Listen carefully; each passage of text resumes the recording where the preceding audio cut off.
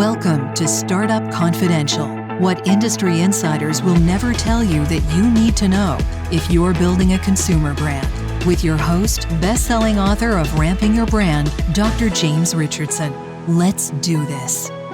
Welcome to episode 126, Top 5 Mistakes When Courting Investors.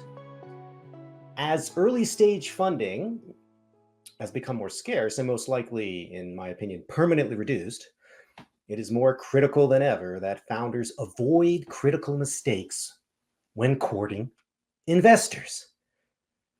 Reduced supply encourages everyone to act more desperately.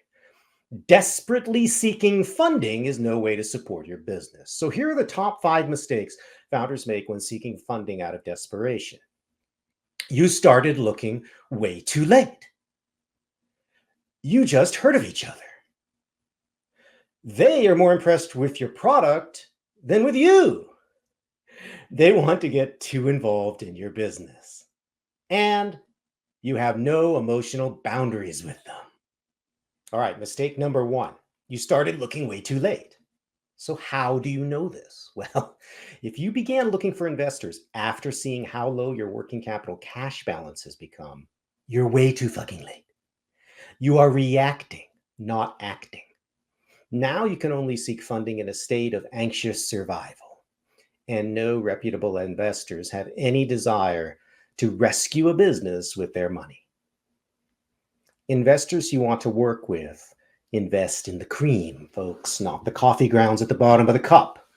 Only buffoons or VCs with no track record yet invest like this. And when investors do this, watch out, because they enter the relationship with no respect for you as a business person. None at all. I mean, look, you're broke, for crying out loud. How'd you get here? This unconscious lack of respect will poison the relationship quickly or slowly. If you're in a situation where you need cash yesterday, you really need to focus on personal loans and cash from family. Desperate money has to come from those who love and trust you the most, not investors, not from strangers. Bottom-feeding VCs and convertible debt PE sharks love desperate founders because they overlook unfavorable terms. Interesting. Mistake number 2. You just heard of each other. Oh boy. This horrendous scenario was so common in the era of free money. The sudden mutual product orgasm is one of the biggest red flags fed by every trade show, conference, accelerator, and industry meetup group out there. These events are all about performative displays of enthusiasm for your front panel, more or less. The irrationality is so thick you can cut it with a knife. For fuck's sake, that's what sales is. Bullshit by the shovelful. And then there's all the alcohol at these events. Get friendly, build rapport, talk your way into alignment. This is the investor conference playbook, which spells Voldemort-level doom. Naive founders may not realize that the folks who are talking to them at length at events are not top investors, not the folks you might actually want to sign term sheets with. Often they're junior staff collecting market intelligence, essentially.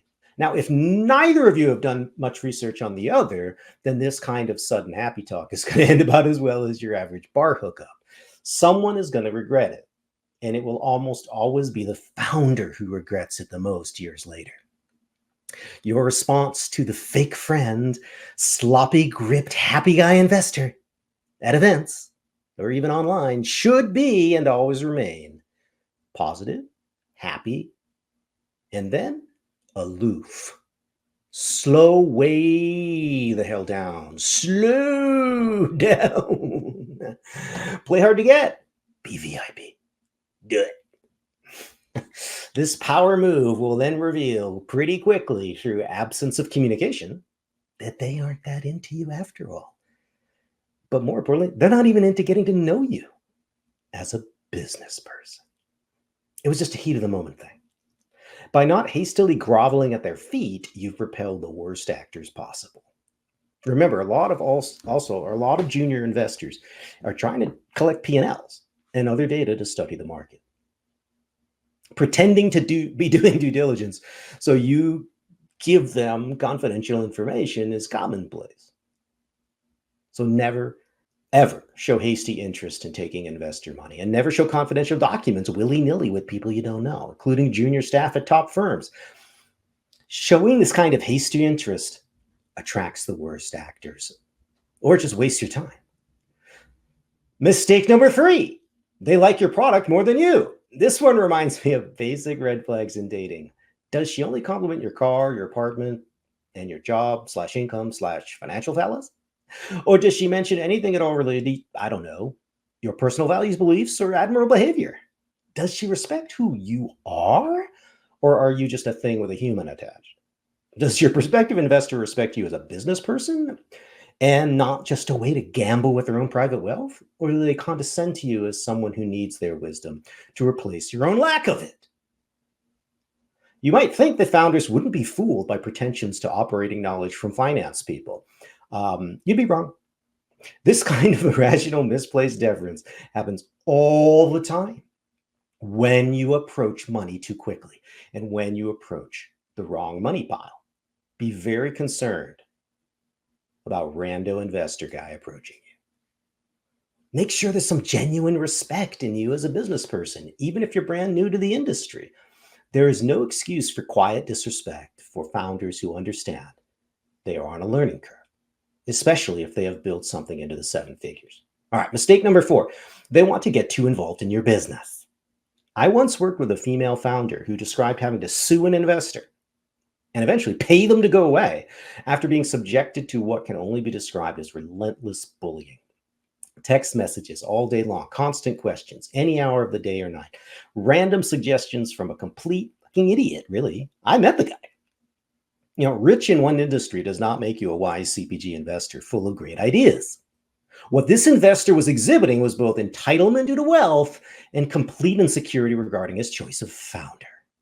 This level of interference is often a result of deep investor insecurity that goes totally unacknowledged below the surface of consciousness. In the case above, it was a person who was brand new to angel investing in CPG and until then been a lazy follow-on investor adjacent to institutional money. He didn't know what the hell he was doing. But the real problem here is that investors are not operating partners. They are not co-founders. This is a completely inappropriate position for them to take. It's dishonest, and it violates the need for a professional and emotional boundary between investor and founder. If they are giving you detailed advice before you sign term sheets, run. Unless you agree 100% already, and we're already planning to do what they were suggesting. Founders need to establish communication guardrails up front with investors. My friend John Forker writes weekly emails every Friday evening to his board. He controls the narrative about company performance. He doesn't wait until board meetings. Result? No one bothers him. The mistake some founders continue to make is to sign documents that allow something called convertible debt. This is an old investor move which basically signals little trust in you as a business person. The investor will set performance targets, most likely designed for you never to reach. You will then miss them due to your inexperience, and the terms then trigger conversion of the money they loaned you into controlling equity. They seize control. Never sign these kinds of deals unless you are completely happy giving away your company right now. Now, in some cases, some founders are happy to do so, but I found this is pretty rare. Most of these people basically got bullied and legally swindled. The only scenario I could imagine where you would want to give away most of your equity and operational control is when you, A, realize you don't want to be an operating founder anymore, and B, you have connections to extremely experienced operating teams, like the one at Once Upon a Farm. Then you know you're going to be in good hands as you step away. All right, mistake number 5. You have no emotional boundaries with them. I'm not a psychologist, but I do know that in business partnerships, it's critical to use documents and ritualized communications to establish clear role boundaries between investor and founder. Chummy, buddy-buddy, intimate relations are for co-founders and operating partners inside the early stage company. Any emotional chaos should be contained within the company. An investor is an external stakeholder, not an employee. Forget this at your own peril. The biggest psychological weakness a founder can display is to erase the emotional boundary between themselves and investors simply because some rich twerp wrote what to you is a very large check. You want some signs? You want some real signs of weird boundary crossing behavior? Here we go. Buying you personal vacations, offering you perks from their own business to, quote, save you money, having you over for meals at their home, inviting you to intimate family events long before you even know any of these folks well, being super nosy about your personal life under the guise of compassion, without letting you decide what and what not to share. Defensiveness displayed when you try to set boundaries. All of the above has really happened to real folks, and repeatedly inside toxic investor-founder relationships, especially among angels and clueless, bottom-feeding VCs. Please raise money. Please raise money once you have a 7-figure business that has a strong contribution margin, like 30% or above, and you have had time, years, to research and come to know investors on a professional basis and to research their behavior with their prior portfolio companies, ideally post-exit. Now, the latter is not super easy because investors have a code of silence meant to protect the tribe. And honestly, many founders will observe it after the exit, especially if it was decent. They're great is not necessarily an honest response if the founder made a lot of money in the end. Could have been misery. Generally speaking, the best investors wait and watch and approach gingerly, in part because they don't need you. And they're focused on strong operating teams. Honestly, that's how they make their pick, more than infatuation with your product. That's all I got for this time, folks. And remember, as always, be safe out there. Thanks for listening. Remember, Dr. Richardson has loads of resources for founders at premiumgrowthsolutions.com. And when you're on his site, don't forget to take his founders quiz and see if you're ready to ride the skate ramp of exponential growth.